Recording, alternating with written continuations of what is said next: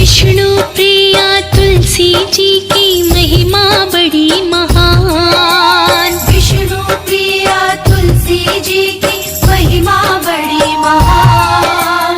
इनकी पूजा और भक्ति से तर जाते इंसान।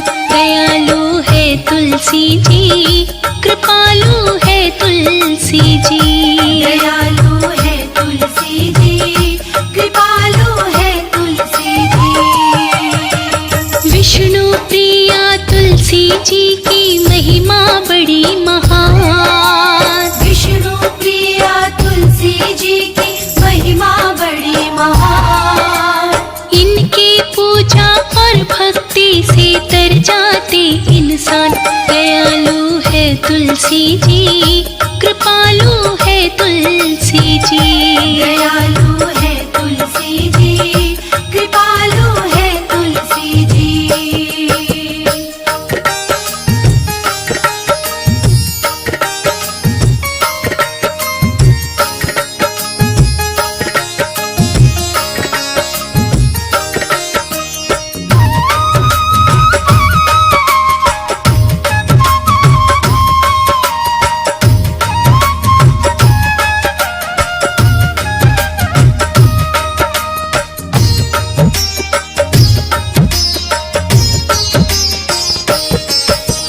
तुलसी माँ की पुजारन बुढ़िया गाँव में रहती। कार्तिके के महीने में तुलसी को सींचा करती। तुलसी माँ की पुजारन बुढ़िया गाँव में रहती। कार्तिके के महीने में तुलसी को सींचा करती। सच्चे हृदय से करती थी रोजाना वो गुणगान। सच्चे हृदय से करती थी रोजाना वो गुणगान। इनकी पूजा और भक्ति से तर जाते इंसान। दयालु है तुलसी जी, कृपालु है तुलसी जी। दयालु है तुलसी जी, कृपालु है तुलसी जी।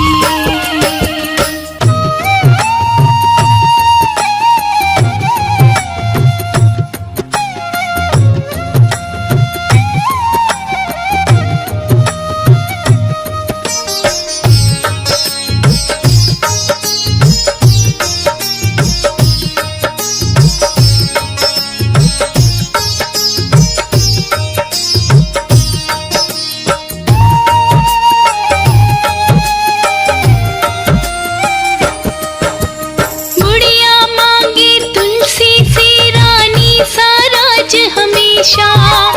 बहु बेटों के संग मांगे वे कुंड में बास हमेशा।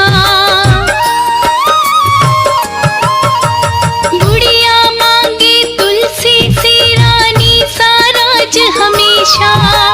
बहु बेटों के संग मांगे वे कुंड में बास हमेशा। कहती थी 11 के दिन ही निकले मेरे प्राण। कहती थी 11 के दिन ही निकले मेरे प्राण। इनकी पूजा और भक्ति से तर जाते इंसान। दयालु है तुलसी जी, कृपालु है तुलसी जी। दयालु है तुलसी जी, कृपालु है तुलसी जी।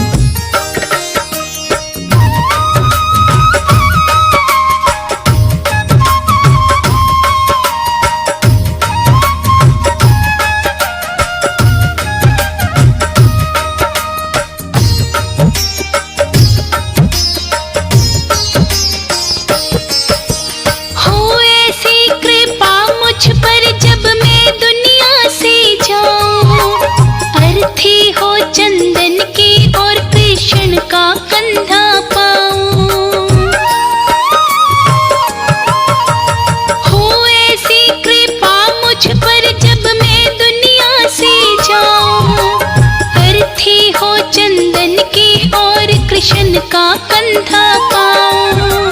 पीतांबर हो मेरे तन पे है मेरा अरमान। पीतांबर हो मेरे तन पे है मेरा अरमान। इनकी पूजा और भक्ति से तर जाते इंसान। दयालु है तुलसी जी, कृपालु है तुलसी जी। दयालु है तुलसी जी, कृपालु है तुलसी जी।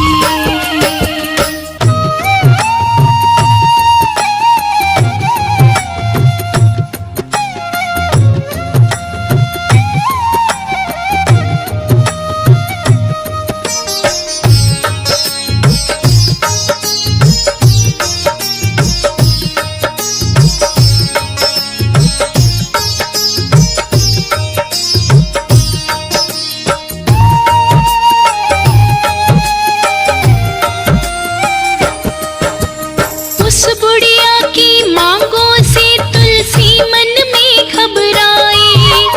नित सोच फिकर चिंता में वो दिन पे दिन मुरझाए। उस बुढ़िया की मांगों से तुलसी मन में घबराए। नित सोच फिकर चिंता में वो दिन पे दिन मुरझाए। उन्हें सूखता देख के कारण पूछ